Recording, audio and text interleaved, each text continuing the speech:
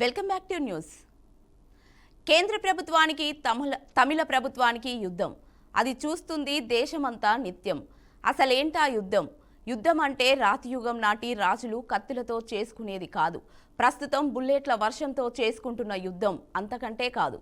మరేంటా యుద్ధం అనుకుంటున్నారా? అదే భాషా యుద్ధం.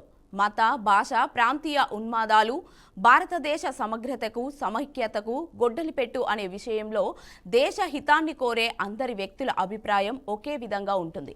తమిళనాడు ముఖ్యమంత్రి స్టాలిన్ హిందీ భాషపై అవాకులు చెవాకులు పేలడం దేశంలో పెద్ద చర్చనీయాంశమైంది. త్రిభాషా సూత్రం అమలులో భాగంగా హిందీని విద్యాలయాల్లో బోధించడాన్ని వ్యతిరేకించడం తమిళ రాజకీయాల్లో పెను దుమారం సృష్టిస్తోంది.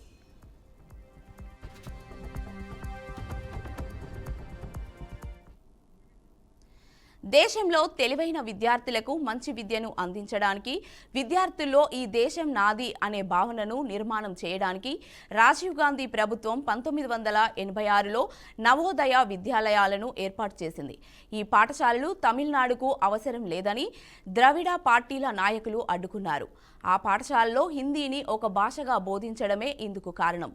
సర్వశిక్ష అభియాన్ నిధులను తమిళనాడు రాష్ట్రానికి ఇవ్వడం విషయంలో కేంద్రానికి రాష్ట్రానికి మధ్య చోటు చేసుకున్న వివాదం కారణంగా త్రిభాషా సూత్రం తమిళనాడు రాష్ట్రంలో అమలు చేయడం వీలు కాదని ఆ రాష్ట్ర ముఖ్యమంత్రి స్టాలిన్ బహిరంగ ప్రకటన చేయడంతో త్రిభాషా సూత్రం అమలు విషయంపై రాద్ధాంతం మళ్లీ తెరపైకి వచ్చింది.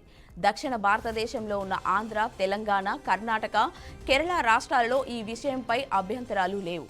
త్రిభాషా సూత్రం అమలులో భాగంగా దక్షిణాదిలో రాష్ట్ర భాష ఇంగ్లీష్, హిందీ బోధించేట్లు, ఉత్తరాదిలో హిందీ, ఇంగ్లీషు ఏదైనా దక్షిణాది రాష్ట్రాల భాష బోధించేటట్లు అన్ని రాష్ట్రాల ముఖ్యమంత్రులు ఏకాభిప్రాయంతో నాటి కేంద్ర ప్రభుత్వం నిర్ణయం తీసుకుంది.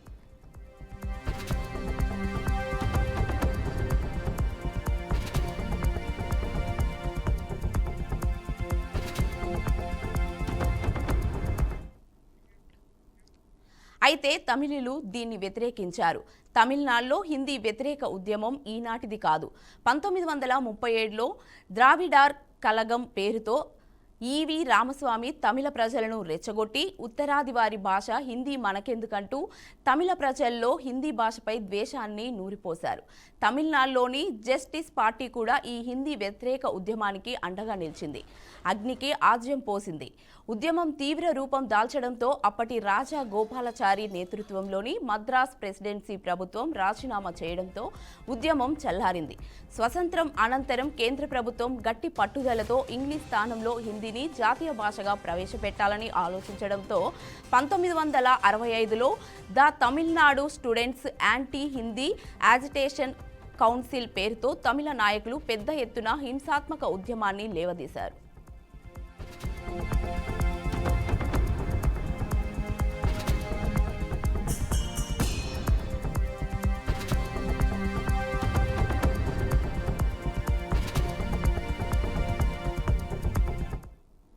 ఉద్యమాన్ని అణచడానికి పారామిలిటరీ దళం రంగప్రవేశం చేయడంతో 500 మంది అమాయకులు ప్రాణాలు కోల్పోయారు. కోట్ల రూపాయల ప్రభుత్వ ఆస్తులు ధ్వంసం చేయబడ్డాయి. నాటి ప్రధానమంత్రి లాల్ బహదూర్ శాస్త్రి బలవంతంగా హిందీని తమిళ ప్రజలపై రుద్దే అవకాశం లేదని ప్రకటించడంతో ఉద్యమం ఆగిపోయింది.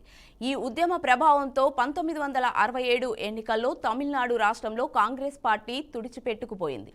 ఉత్తరాది ప్రజలు ఆర్య సంస్కృతికి చెందిన వారని, వారి భాష హిందీ అని, ఆ భాషను మాట్లాడడం తమిళుల ఆత్మగౌరవానికి భంగం అనే భావనను తమిళ ప్రజల మనసులో బాగా చొప్పించారు బ్రిటిష్ పాలకులు.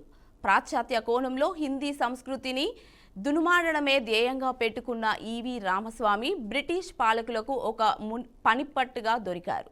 ఆయన ప్రియ శిష్యుడు మాజీ ముఖ్యమంత్రి కరుణానిధి శ్రీరామునిపై రామాయణంపై దుర్వ్యాఖ్యలు చేయడం, ఆయన మనుమడు ఉదయనిధి ఒక మంత్రి హోదాలో సనాతన ధర్మాన్ని డెంగ్యూ, మలేరియా లాంటిదని మాట్లాడడం బ్రిటిష్ వాళ్ళు నూరిపోసిన ఆర్య ద్రావిడవాద ప్రభావమే.